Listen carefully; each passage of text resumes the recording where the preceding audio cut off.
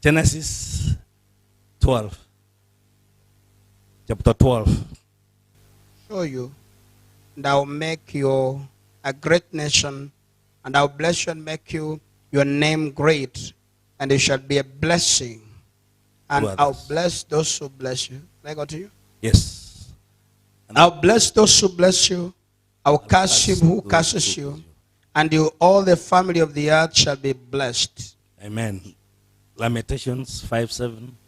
Our fathers sinned and they are no more. Our fathers sinned and they are no more. But we bear their iniquities. But we bear their iniquities. Servants rule over us.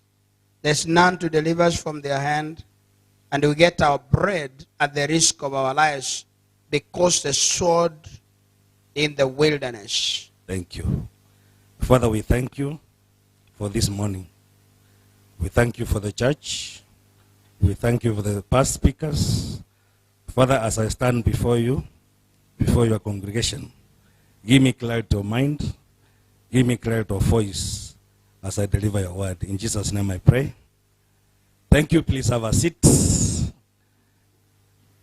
The question is, what is in your father's house? What is in your father's house? We have heard from Genesis 12, verses 1, 2, if you want, up to 3.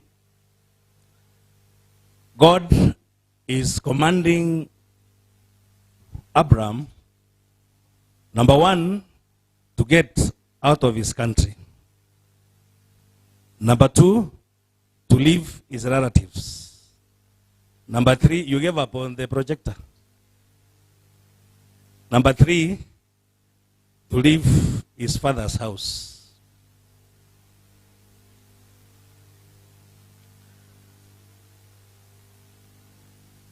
And remember, to put this message in perspective, Abraham was being instructed by God when he was 75 years old.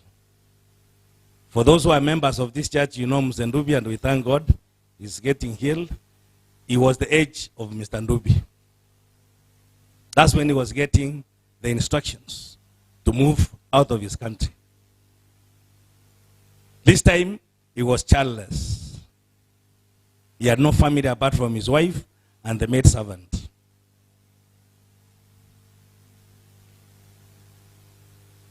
Abraham, yes, get out of your country, from your family, and from your father's house to a land that I'll show you. He had no family. He had only a wife and a maidservant. And it happened when his father had already died at the age of 12. Terror. And one thing you don't know, Abraham had brothers. He had Haran, he had Nahor, and others. He was not alone. But God chose him to give him instructions.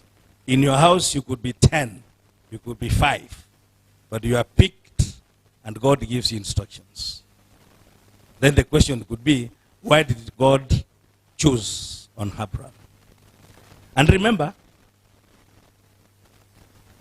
as much as Abraham was without children, his brothers had families. You remember Lot was his nephew? His father was called Haran, a brother to Abraham. And be careful when God instructs you to follow instructions. Abraham is being given instructions, move out of your country, from your family and your father's house. But Abraham chose to go along with the nephew, who is Lot. And you know the story of Lot and his relationship with Abraham. That's a Sunday school story. It reached somewhere, they were fighting over pasture, and one had to go south. And that was Lot. He went to Sodom and Gomorrah. I don't want to do that. That's a message for another day. So it does not matter how old you are, whether married or single, with children or with no children. It doesn't matter. What are your circumstances? Whether you are 20 years or 100 years. God can pick you and give you instructions. David, from hard boy to the palace. That's another story. But I want you to look at this. Get out of your country. What does that mean? Get out of your country. It means change your environment. Change, it says, the other one says tribe. Change your environment. Change your spiritual ecosystem. Change your spiritual ecosystem. You know, an ecosystem is the relationship between organisms and the physical presence where they live in. So God is telling you, change your spiritual ecosystem. Change your environment. That is instruction number 1. Get out of your country. Get out of your tribe. Get out of your dominion. Get out of your board.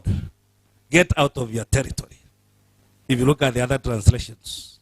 Then the second one, from your family. Get out of your family. What does that mean? Cut links with your relatives. In fact, the other version says, leave your relatives. Cut off.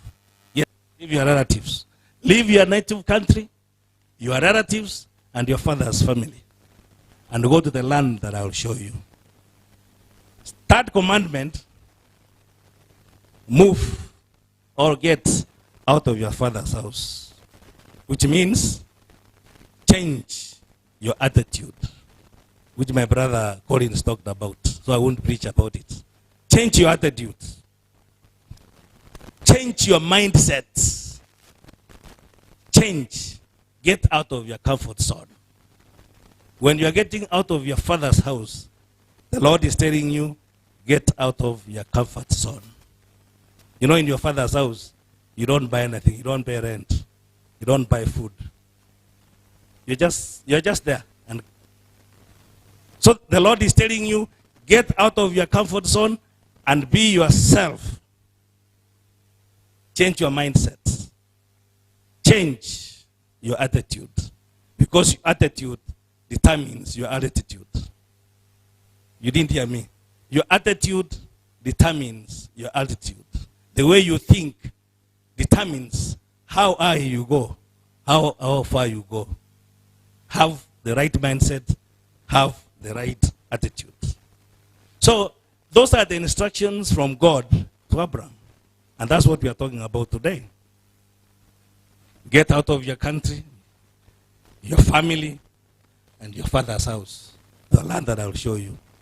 And if you read the Bible, nowhere have we been told that the Lord gave Abraham a physical compass. You know, a compass that gives you direction? Or a Google map? Or a Google pin? It was not there. He never gave, he just told him, get out. And Abraham unquestioningly did so. He didn't even ask which land, which direction, north or south, east or west. But unquestioningly, he just started moving. He started a journey. And God was with him, as he has always been. So when you get a command that get and start moving, the Lord will guide you. And he says, to the land that I will show you. So those are the instructions. Change your environment, your spiritual ecosystem, cut links with your relatives, get out of your comfort zone, and change your attitude. To understand what is what's in your father's house, which has been preached, Charity preached about it, Collins, Faith, and today Tabitha. It's basically the same message, but I want to give you a different perspective of the same message. I want you to understand. I want you to look at Abraham. For you to understand what is in your father's house, you need to understand Abraham's history. Abraham, his father was called Terah. From a small town known as Ur, or Ar, I don't know how you pronounce it, depends. But it's called Ur in Mesopotamia. And he was told to move out to a land that will be shown, and we know that that was Canaan. If you look at the family of Abraham, his father was an idol worshiper. In fact, he used to worship what they call the god of the moon. His god was the moon.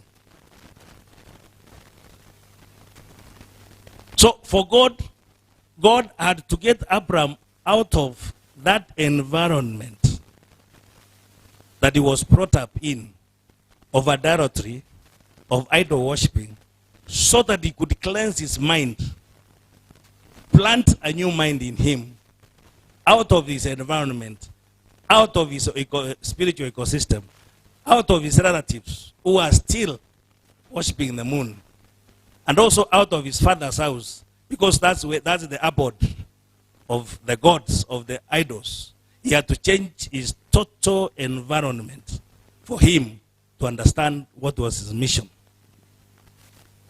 And all of us know Abraham's mission was that he was later to be the father of nations. Ask yourself, soon after Abraham moved out of his father's house, that's when he got Ishmael. At the age of 79. 79. He was moving out at the age of 75. 4 years later, he had a son through Hagar. He got circumcised. He got Ishmael before circumcision. He got Ishmael 25 years after the promise. And he had to circumcise himself first before Isaac was born. That's a story for another day. So you can hear that even his traditions, his environment was of uncircumcised people. And from Isaac, you can trace the genealogy. From Abraham, you can trace the genealogy of Jesus. Again, that's a sermon. So I want you to understand that for God to ask Abraham to move out of his father's house, out of his territory, cut links with relatives, there was a reason. Because he wanted to take him to a new environment so that he could give him his new mission. So God wants to take you, my brother, my sister, from your spiritual ecosystem to a new spiritual ecosystem so that you can know him better. And if I look at all of you here, nobody was born in this town. Nobody was born in Nakuru. When I look at all of you here, none. Without any fear of contradiction. Of course, apart from the young ones. Everybody who's above 18 here, when I look at most of you, you migrated, you are migrants to this town. So you have succeeded physically to move out of your father's house. But have you spiritually, mentally, as your soul moved out of your father's house? You can physically move, but still you practice what they practice in the village.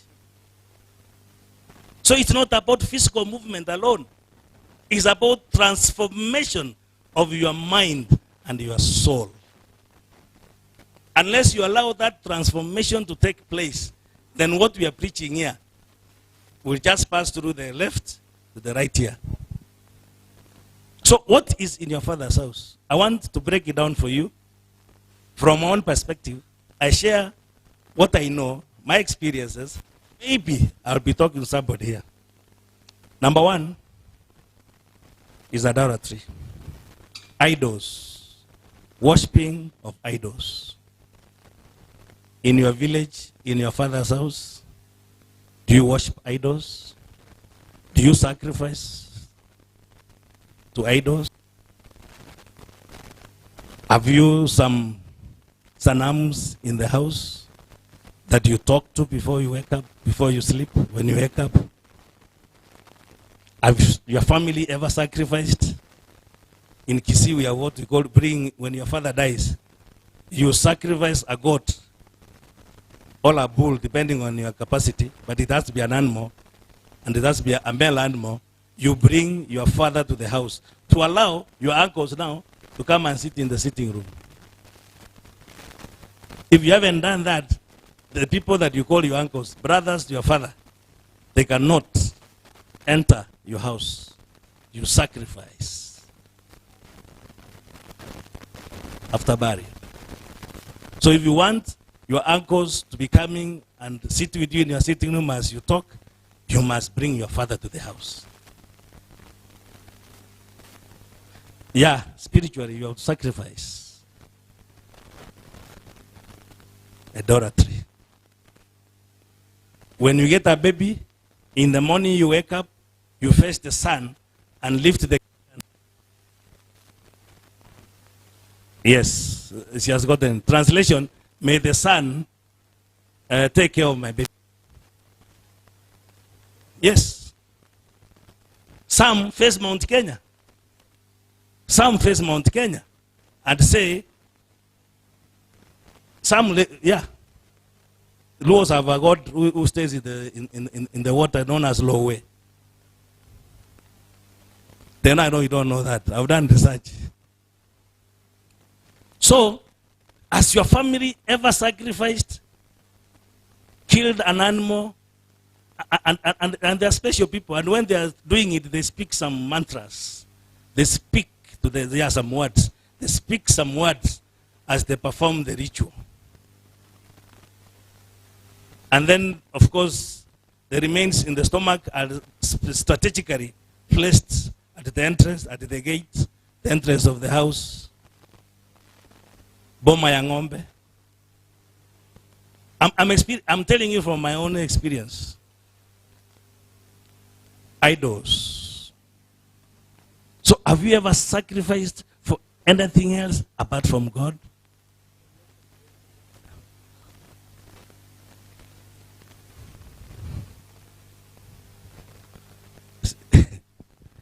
Hiyo uchafu ya matumbo hiyo unapeleka kwa mlango, kwa gate, kwa entrance ya kuingia kwa boma ama kutoka, wanamwaga hapo. And the old says who do that, and they speak some don't understand. They speak in spirit. And they say this. You can see Madam Glad is smiling because I am telling you this. So I'm telling you this because I am happy that we are moving out of it. We are confronting this thing, idolatry. I went to pay dowry where I'm married from. They know it's my brother-in-law. When we went to the ICD, my wife is an SD. She's yet to change. When we went, they said, you know, as we are Christians, because they think kisses are in traditions. So we said, oh, thank God, we're also Christians. So we shall conduct this ceremony in a Christian way. So, but when now we went deep into the negotiations, another Musaka tuambia unajua sisi Wajaluo, then I said, oh, I thought we are Christians here. You see how difficult it is? Do you know how difficult it is? Even Abraham faced these challenges. Abraham, before he died,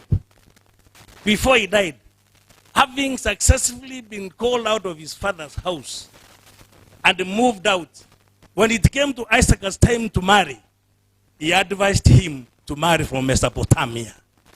He still went back where? Very difficult. Very difficult. Even Abraham had those challenges. When he wanted Isaac to marry the son, alimwambia, msichana, not Canaanite. See Canaanite? But Mesopotamia was the home of idols. That's why he was running away from there. He told him, go back. Have you been told, go back and marry from your village? Have you been a victim of that kind of advice?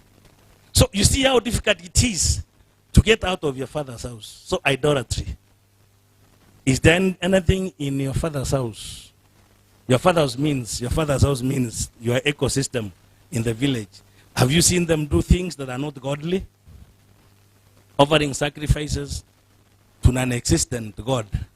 All that are idols.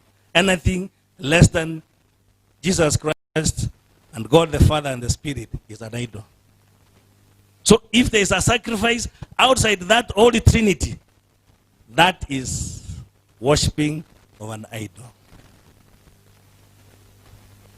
The Luos have what they call moving out of their father's house. They have it. Yeah? Moving out of your father's compound. Where you have to go and build. They're not in you. You want to build now. You move from your father's. Then he shows you where to build. The Simba, where it's, that means, and then there's some feast that goes on. They kill an animal, people eat. That's a sacrifice. You know them, they have literally gotten moving out of father's house to going to build elsewhere, but within the same ecosystem. Within the same spiritual ecosystem. And then they say they are moved out of their father's compound. So if your family, yourself, or anybody else in your family has offered any sacrifice, any animal sacrifice to anything else that is not Jesus Christ, it's not God the Father, it's not the Holy Spirit, that is idolatry. So, is your family involved in any idolatry? And I can say without any fear of contradiction that all of us are in it. All of us are in it. All of us are in it. Number two, your traditions and your culture. How many of us are enslaved by our traditions and our culture?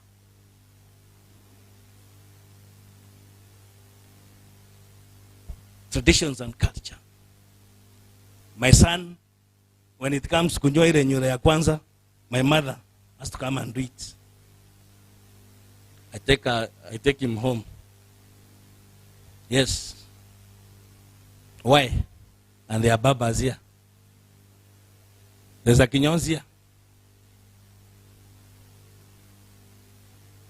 Traditions, culture. Our culture says this. Our culture says this. As we do it this way. If you hear anybody saying that, instead of saying, as Christians, this is how we do it. But if you hear anybody saying anything alternative to as Christians, we do it this way, then you are still in your father's house. You are still in Mesopotamia. And you need to move out of Mesopotamia, all of you. And Mesopotamia is not physical crossing. It's your mind and your soul. Transformation. The way you think, the way you look at things. So, culture and traditions. I've told you dowry. Ikifika dowry. I say this. You know, Kikuyu say that they don't have mila. Uongo. Let them not cheat you. We went to Kidunguri. My cousin was married. As we were married all over, including a Russian. Yeah, we are blessed. I come from a big family. So we are married all over. Kambas are the majority faith in our home. And they make good wives. When we went to Kidunguri for dowry negotiation, the homestead, which we were told, of course, Christian. Yes, and saved. Mama akis mama, mimi ni mwokofu. Baba akis mama, uncle akis mama, you know. But when we walked into the compound, from the gate of the compound to the homestead, where they have done very good landscaping, walikuwa wameweka horns. Naitwa ni hiyo horns. Pembe. Pembe ambao siko hizi pembe kawaida kama hizi. Pembe on both sides na zimekuwa lit. I don't know which liquid they put there. They were lit. Zilikuwa zinawaka kama mshumaa. Like candles. Pembe. So many of them, and it's not a short distance. Gitunguri. This I saw. Not the Ivory Coast. Gitunguri hapa Kiambu. Then I was like, even us now, you know, where I come from, we are suspicious of everything. Because we have been terrorized by witchcrafts. So when you see something that is not ordinary, you where we come from, Western Kenya. Yeah? Hey, let me tell you. Western Kenya, where I come from. Me and my brother pastor here, Edward, and they know where we come from. I don't know about the other areas. So when we see something that is out of the ordinary, we get scared. So Pembe, you know there were not candles that we use in church. Pembe. I don't know what liquid they had put there. Lakini Na hata upepe ikija haisimiki. So we went, we looked at it, we just said, okay, all right. So mzee mmoja akasema, na hii mmetukaribisha vizuri sana, na hii ni ya nini? Akaambiwa, every family has its own tradition. It's not now about community. Every family has its own. This is how we do it when we are giving away our daughters. This is how we do it when we are welcoming a daughter-in-law. Githunguri. So mtu asikudanganye. Kuna kabila imeacha traditions na customs. And ask you today, is that godly? Was that godly? Later we were told, huyo mzee ni Mungiki Sugu. Later, now another Christian Kikuyu, when we came back and we were asking, he gave us that interpretation. And he said, and you accept? He said, we didn't know. As we thought we were being given a red carpet welcome. You know, for an aircraft to land, there must be some lighting to light the airway. So we thought culture. Is your culture holding you from serving God? Is your culture holding you, your traditions, from knowing God, from doing what is right? That again is in your father's house. You need to get out of it. Traditions. As lawyers, this is how we do things. As lawyers, this is how we do things. Culture. The language should be as Christians. Afadhali useme Pentecostal, that's godly. As Pentecostal, that's godly. As SDAs, that's godly. As Catholics, that's godly. But when you say as kids, this is how we do things, that again, you are still in Mesopotamia. Another one is witchcraft. This is what everybody knows. Witchcraft. In fact, night running is not witchcraft. It's physical exercise. Trying to keep fit. But now when you run to knock people's gates and doors, now that's witchcraft.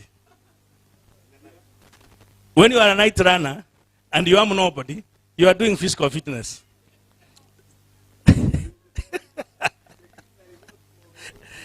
The other day, there's a guy called Onyango.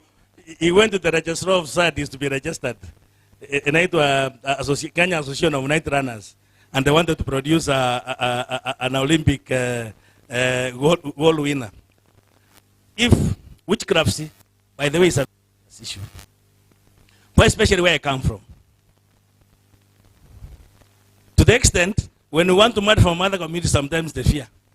You know, they think all of churches are witches and wizards, which is not true. But those who are, but it's there. Go to Luo Nyasa, they are called church walkers. They are there. Go to Luya. Go to Ukambani. Go to Githunguri, I've told you. Witchcrafts, go to Muranga. Muranga,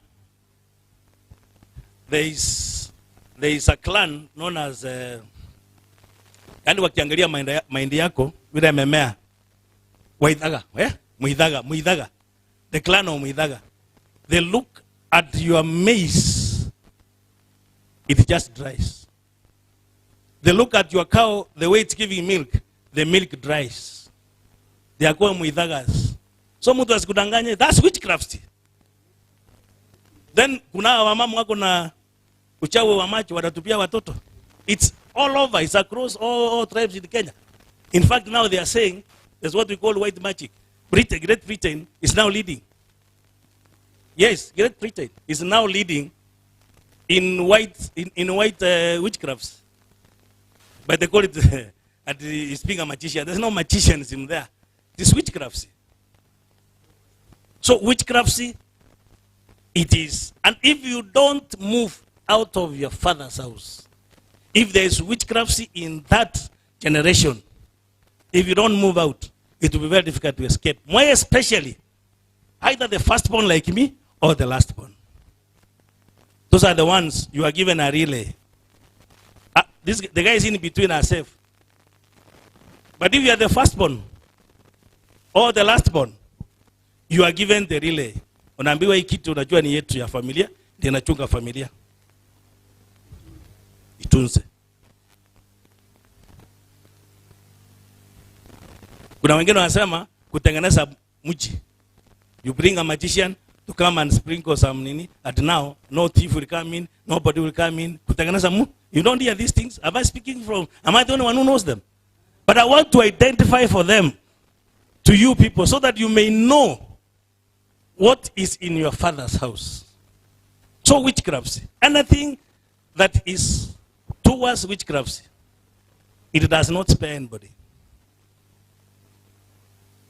I know our family. I know our family. The last born son, when he married, thank God he married a sister.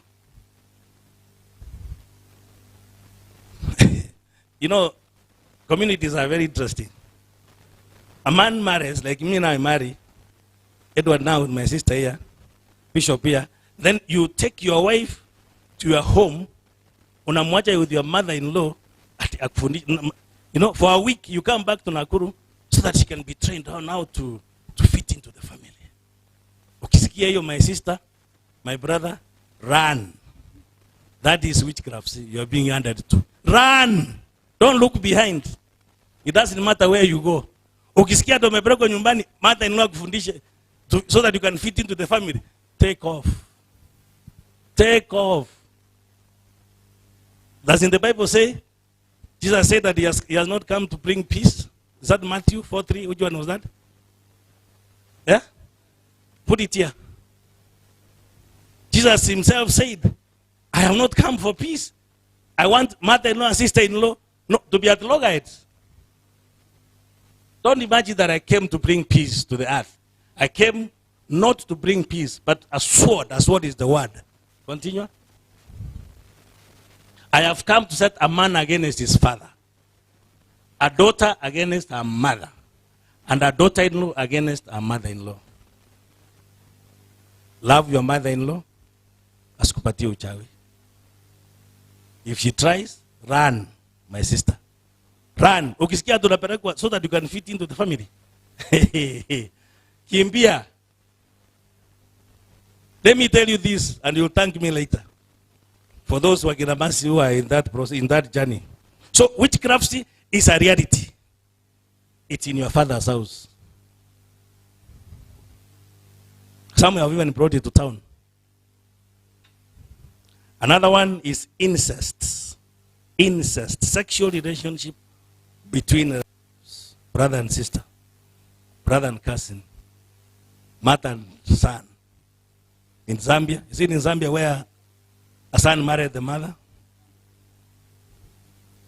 So, some other communities in this country, this Kenya, I'm telling you, your father-in-law, we are all grown-ups here. Your father-in-law has to sleep with your wife to cleanse her.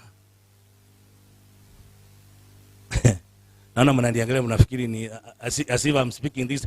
This is a reality. What's in your father's house? Incest. Imagine your father sleeping with your wife, or you sleeping with your father-in-law, seeing the nakedness of your father-in-law. Incest between brother and sister. Sexual. And this, if you look at those families, somebody from far behind did it. Our forefathers. Now we are bearing the brunt of the iniquities. You find incest was in, it doesn't just happen. When you go back, Judah, when you go backwards, you'll find that that thing is in the family, and only that it's kept a secret. Go to Naivasha. How many cases do we have in Naivasha where father and daughter are married? In fact, one family, the daughter has conspired with the mother and the daughter and the father conspired and just the mother from the house because she was competition. The mother was competition. She's a co-wife. Incest. What is in your father's house? You must break it today. What is in your Mesopotamia? We must break it today. Arrogance. Arrogance. Pride. Mshawaisikia hiyo mchi na machafuno, ati hiyo mchi ni ya machifuno. Those people are very proud. That's a very proud family. You want to marry from there? That's a very proud family. You want to be married into that home? That's a very... You have never heard of these things? A family that they are kiburi, it's in them. It's in their DNA. Whether you like it or not. Na madharau. They go together. Pride, arrogance, madharau. Kiburi. They go together. So what is in your father's house? In fact, the family I come from, the families around us, says that we are very arrogant people, that we are very proud. So as I was preparing this sermon, I was also preaching to myself that God may remove that stigma of pride from my family. I'm talking about the larger family. I told you my great grandfather was very polygamous, 13 wives only. Only 13. So, so we are a big, huge family. That's why I told you we have all tribes as wives in our family. So they say, your family ya Bichage wanachifuna sana. They are very proud. Wanadharau watu wengine. I pray that does not follow me. Pride, arrogance, majifuno. Naming system. How do you name your kids? Naming system. Naming system. How do you name your kids? How do you name your kids? Every community has its own. As K.H.C.C, you name after somebody who has died. Or after something. Or after some circumstances. If you are in a family where that mother was losing kids, anaza mtoto anakufa, anasa mtoto anakufa. What they normally used to do, they take you to a footbath where everybody is passing. Everybody. Because, yeah, call it barabara. And they leave you there. So, ukipita, you pluck a leaf, unatema mate, unatupia huyo mto. So, ukija ukipata mtoto na matawi na wewe unafanya the same. The same. Yeah, unamtabiria, you say something and go. And strangely, it used to survive.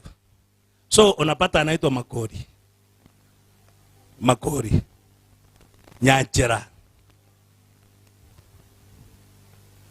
Yeah, makori. Nyanchera is for a lady. Makori is for a man. Remember, those days there were no roads.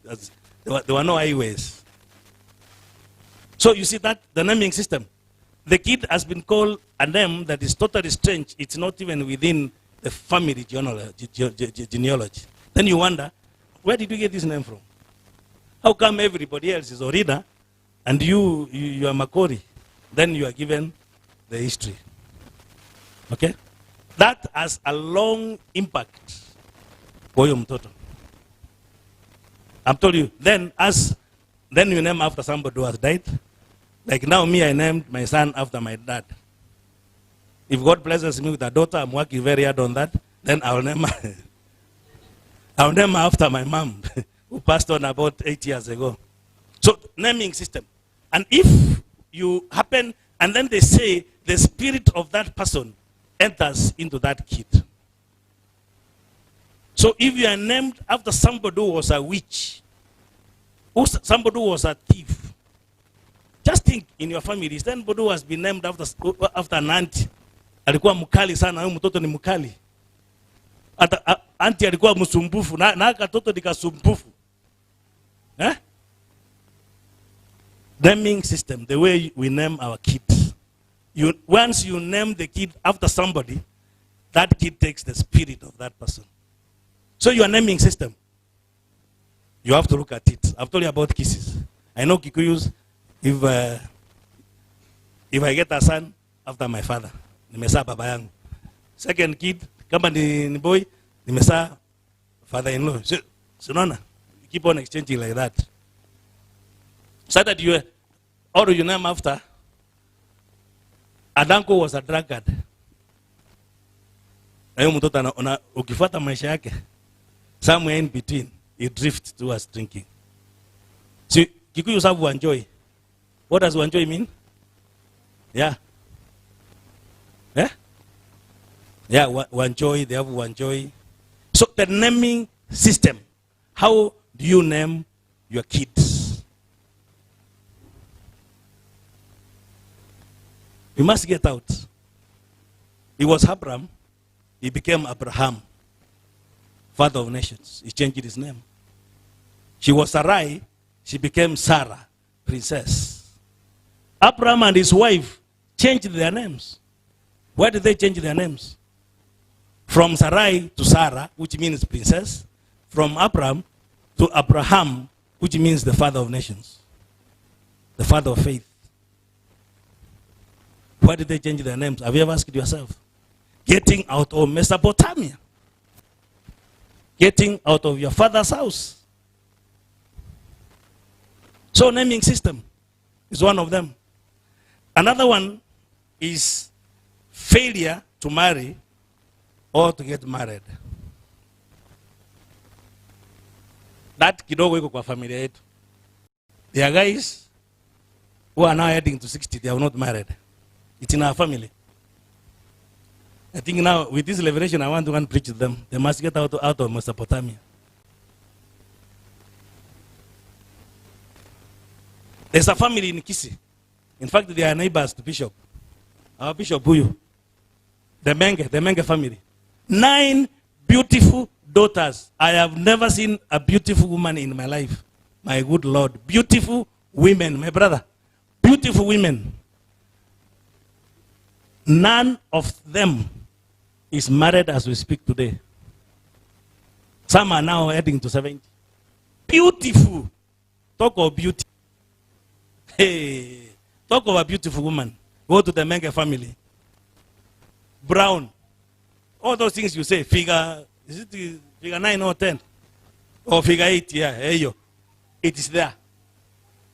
But for some strange reason, that family, those girls have now been married. Wameserekea, baba yao sasa amewakatia shamba. Yeah, them said that the other day. In fact, the son, they have I think 2 sons. One of them was my classmate. And up to now he has not married. She went by an MP. Somebody, a politician, snatched him.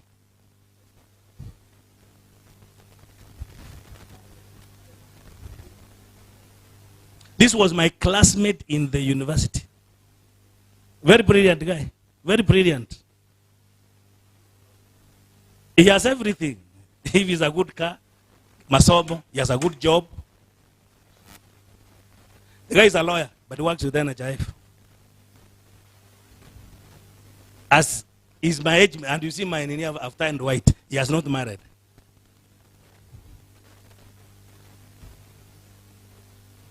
That family, what do you think is the problem?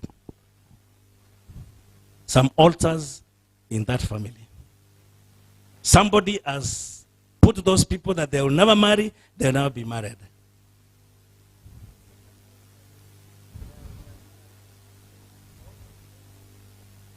Yeah. Same father, second house. Very successful in marriage.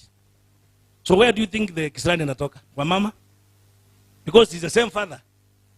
First house, 9 daughters, 2 sons, 10. Nothing.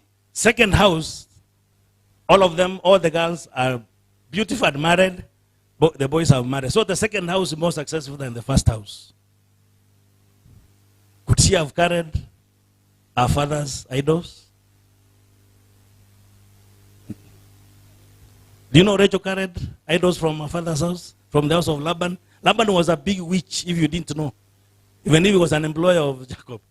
The guy was a big witch. Laban was a big witch. He could have made those ones in K.H.C.C look like dwarfs. So, Rachel carried the gods. So, could this, the first wife of Mr. Menge also, in fact now, I'm getting a revelation. Is it possible she also carried her father's gods? So, what is in your father's house? Have you carried it to Nakuru? Have you carried it to K.H.C.C Christian Church? What is in your father's house? The other one, there's also the spirit of delay. It's also in our family. I've told you, there are guys who are not married. Our ladies get married very fast. But there are guys, I've uncles who are not married. Older than me. They are not married. Spirit of delay. We come from 8 clans. In K.H.C.C they are known as Kambanane. Those who are K.H.C.C will understand and rules. We have Kambanane. And our clan is the first house, is the eldest. Is the largest, nyumba kubwa. When there was migration from Kitutu, you know, people kept on moving to their present home. When the small brothers of our clan were Movea, when the others moved, the first house remained. When the rest had moved to our current home. So we are the last one to move. And we moved because the new king, and there came a new king who did not know Joseph. When a new king came, a new chief, paramount chief, he wanted to make our clan slaves. That's when they decided now we must do what? So the zone was not comfortable again. That's when now they decided to do what? To move.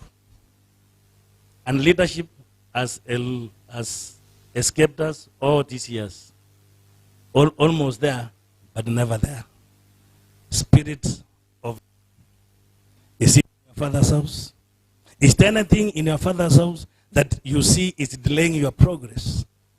Is delaying your movement? Spirit of delay, that's another one. The other one is this rebellion. Rebellion. Have you seen a family where people, brothers against brother, sister against sister? Yani, people are simply rebellious. There's total disorder in that home. They don't speak in one voice. Disharmony. Even when they're having a family meal, they can't finish that meal without fighting. Or somebody dying. Rebellion. Is it in your father's house? Now, in my father's house, I'll tell you what is there. And that's really written as. My great-great-great-grandfather, now the Abraham of the family, when you go backwards about 4 or 5 generations, this guy, I don't know, I'm yet to be told by ourselves. This guy had a traditional wedding gown. Do you know traditional wedding gown? Do you have it in Western? Traditional wedding. It's made out of skin. You see the ones that Kikuyus put on the skin and with beads all over. Huh? So it was special. And it was very beautiful if you see it, but now there's a bit old. So this thing in our family is called esumati. Esumati, that's now deep. That's in my vernacular. But it's a wedding gown. So that when you want to do the traditional gown, wedding, you go and borrow. The way, ladies, you can borrow a wedding gown from somebody who has there's places nowadays to hire. Or for somebody who wedded last year or last month, and you are the same size, you know, and you pay some fees. Some token of appreciation.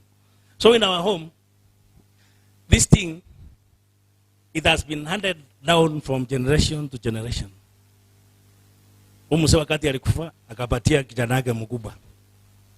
When kijana wake mkubwa alikufa akapatia kijana yake mkubwa. So it has kept on coming that direction. And now it's heading towards me. The way I'm looking at it, But when this thing, what is strange about this thing? If you try to resist it, you die. One will say about 5 years ago, now when the one who had it wanted now to hand over to the other one, this Mse, he said, stuck your key. He said, I don't want even to sit even near my home. 6 months later, his daughter, who had just finished university, committed suicide. A cousin of mine. Exactly 6 months later, the Muse was found dead kwa mtaro. He never used to drink. And when postmortem was done, he was never strangled.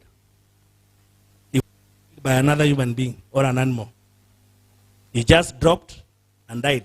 And it happened to be at night. No, but we just found him dead at the following day. Yes, the Muse, the daughter died first.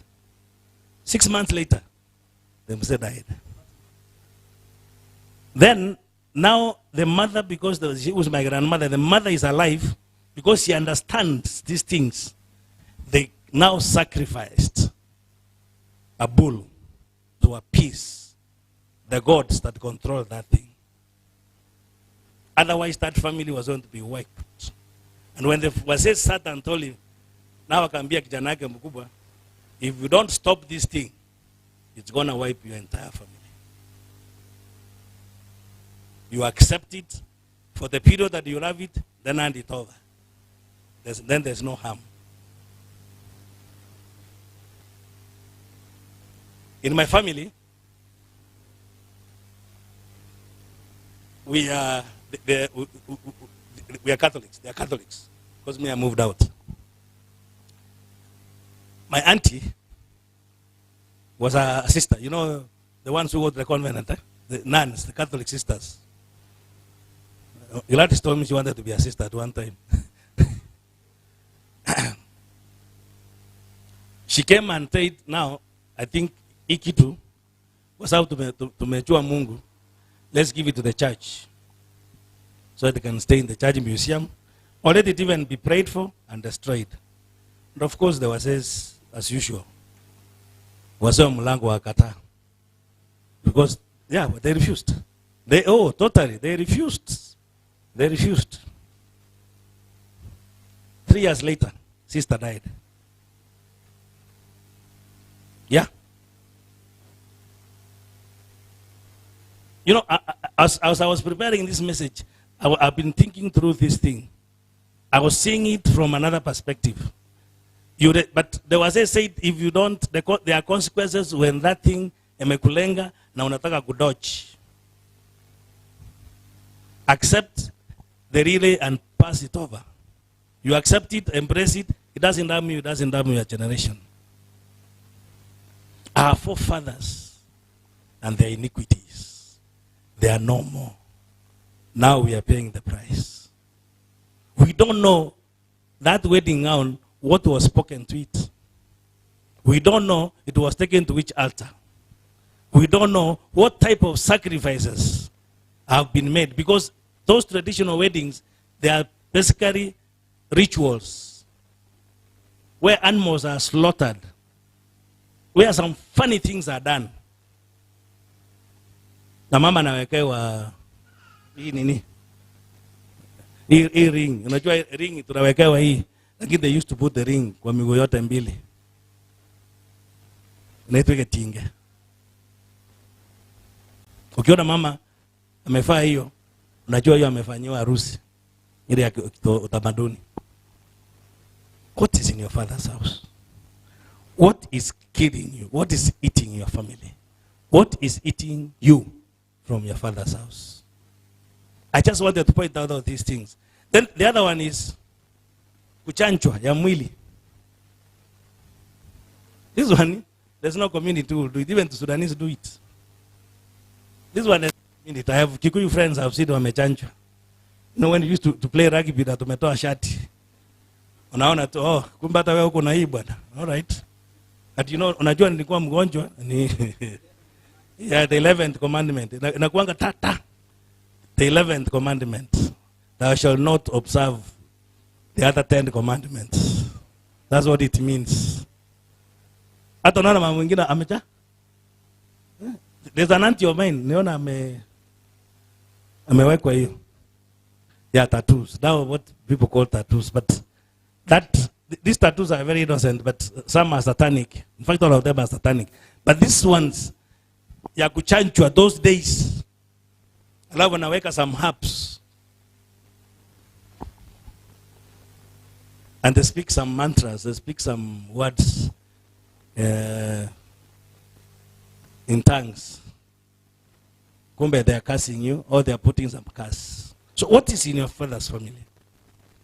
Fear. Kuna watu ni woga tu. Yani ni, they just fear. Ni woga tu. Is there fear in your family? Kitu kidogo tu inakushtua. Ama ukisikia nini imelipuka hapa nje, taya unastuka tu. Get out of your Mesopotamia of fear.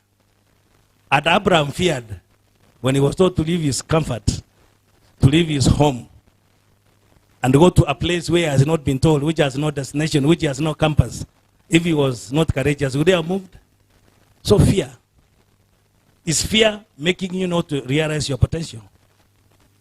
Is fear making you not with God? Is fear making you not to succeed in your business? The spirit of fear. What is in your father's house? Hell, yes. There's excess appetite. Excess appetite. Kuna mahali unaenda familia nyingine hapo nyumbani. Unaenda chama wanakula, you know, ugali, unajua sisi we are ugali eating, eh? Mkikaa hapa, King, bila King amekaa na mimi nimekaa. Ugali ikiwako hapa simuoni. Wakati tumekuwa tunasema, oh my brother, you are there. Kumbe you are the one who was causing damage from that side. And these guys eat mpaka you are impressed with the appetite. Na wako 1 GB. Yeah. So you wonder. Excess appetite. There's another mzee nyumbani. I told you I was preaching to myself. There's another mzee nyumbani. You know I come from a family of butchery owners. So mkiona nimpenda nyama msinipige sana. So it could be something in my father's family. This mzee loves so meat so much that he cannot wait. Iwe kwa moto hivi. Lazima test, especially the liver. So siku nyingine mzee amechinja. You may not, you ask your dad, he will tell you the story. So the butcherman has gingered. Ameenda kwa kijijio kuleta nyama, analeta hapa mbele kwa butchery. Akaweka maini. And you know it was around 10 o'clock. Na maini ikipigwa nini kajua unaona inafanya tu hivi. Huyo mzee akaona this thing is damn appetizing. Akaangalia left the way we unataka kuvuka barabara. You look left, right, left again. Akaona mwenye butchery hakuna. Wateja hawaja ingia. The guy rolled over akasomersault.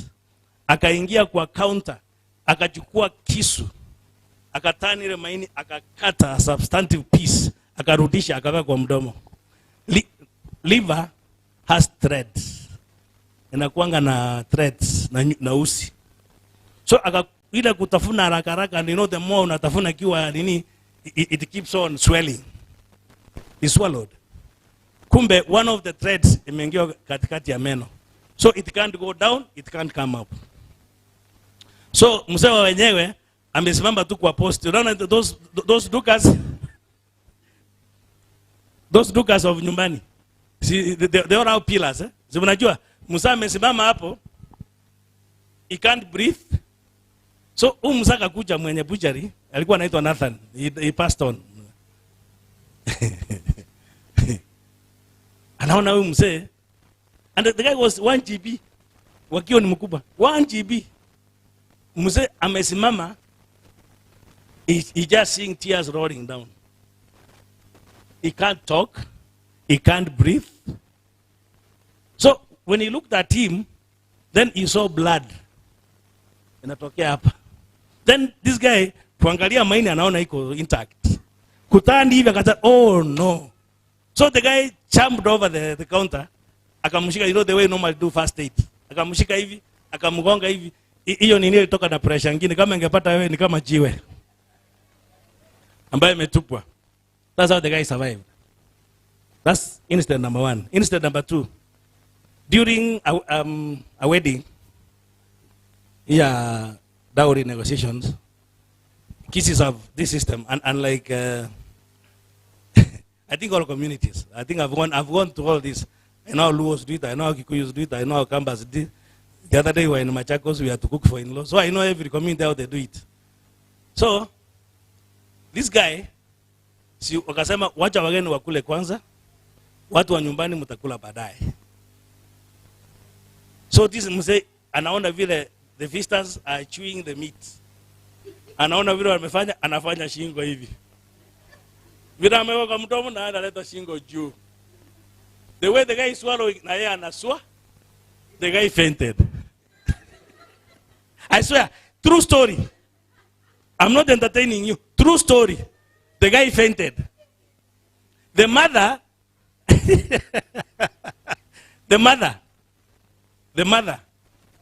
the mother broke all protocol, ran all the way from the kitchen, somersaulted over the other women and men, akachukua ile chakula ya wageni without even ushering hands, akamwekea kwa mdomo hivi. Jamaa akafanya. Jamaa akafufuka. Excess appetites. And I see that in his children. I see it in his children. I see it, and they say his great-grandfather was a lover of meat. He was a hunter. Na yeye akisha angusha animal, matumbo anakulia huko fresh kabla hajafika kwa boma. Sana sana maini. What was killing him? The liver. Excess appetites. What is in your father's family? Gluttonious. Even the Bible talks about being gluttonious. People who never seek the kingdom. The proud, the gluttonious. The cowards who never seek the kingdom of heaven.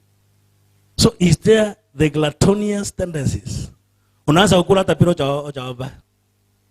Unaweka tu chakula, unaona mtoto mwingine ameingisha mkono anasema daddy wacha tuombe kwanza. That's a spirit. It's in your father's house. Usilaumu mtoto. It is somewhere if you trace it backwards. Kuna mahali imetoka. So what is in your father's house? What is in your Mesopotamia? Are you willing to move out of Mesopotamia? How do you move out of Mesopotamia? How do you move out of Mesopotamia? And once you are moved out of Mesopotamia, out of